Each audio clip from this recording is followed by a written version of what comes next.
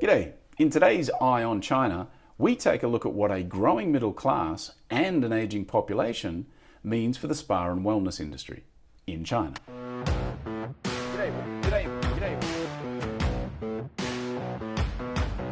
Day one of sessions here at the Spa China Summit, and the big takeaway for me today was really what these macro socioeconomic trends mean for the spa and wellness industry in China, particularly when we look at something like the aging population and the growing middle class. So when we look at the growing middle class, more and more Chinese are becoming more aware of what's around and what the alternatives are. They're traveling more, as we know that the government's issuing a lot more passports now. And as a result of that, they're aware of what's out there. And when it comes to their spa and wellness offerings, they are demanding evidence and proof and results and efficacy, much more than they ever really have before. So it doesn't mean that you can't offering pampering type services, but what you do need to do is back it up with some evidence as well. It might also explain why there's been a rise in the machine-based treatments in China. Part of that, I think, has also got to do with the rising labour costs we looked at yesterday. They reckon that 15 to 20% margin increment you will get when you use a machine-based treatment as opposed to a therapist-based treatment.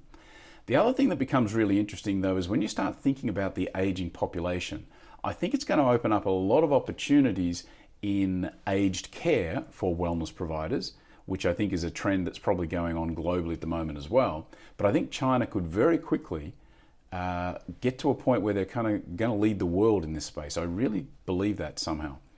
The other thing is that they're being more educated and informed. They're a rising middle class and they're aging and becoming more aware of the fact that they are aging, and so they want to live better along the way.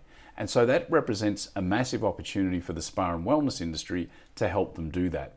Whether it's through meditation, whether it's through nutrition advice, whether it's through treatments, whether it's through exercise, whether it's through sleep programs, all of those things that we see as global trends become pretty important in a country that both has a rising middle class and has an aging population.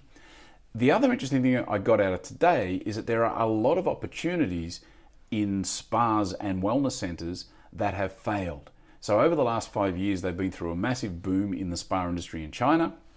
That's leveled off, but as a result of that, there's a lot of projects there that were built that have just failed because they've been overbuilt or wrongly built or poorly advised.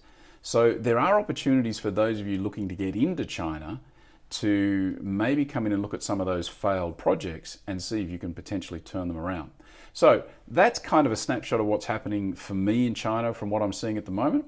I will be back again tomorrow with another update, see what's on the agenda. I've got a session tomorrow speaking about business strategies for the spa business and also hosting a panel on the US-China relationship. So there should be some interesting stuff that comes out of that. So I will be back again tomorrow, and I do thank you for your time, and apologies for the subtitles. I just can't get the subtitle program, Capwing, operating in China at the moment. I don't know what it is. It's not working. So we'll have to do without subtitles until I get back to KL, or at least get out of China.